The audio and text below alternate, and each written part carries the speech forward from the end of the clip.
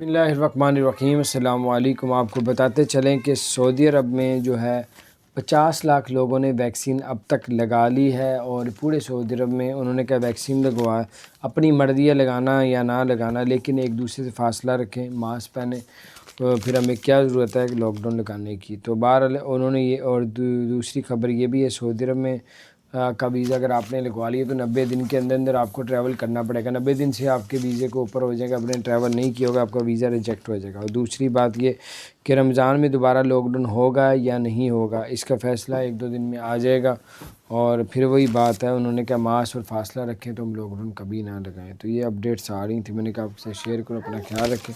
Channel को subscribe नहीं किया जो सब्सक्राइब कर दें, बेल आइकन को प्रेस कर दें ताकि नई सी अपडेट्स आप तक पहुँचती रहें। अस्सलाम वालेकुम रहमतुल्लाह।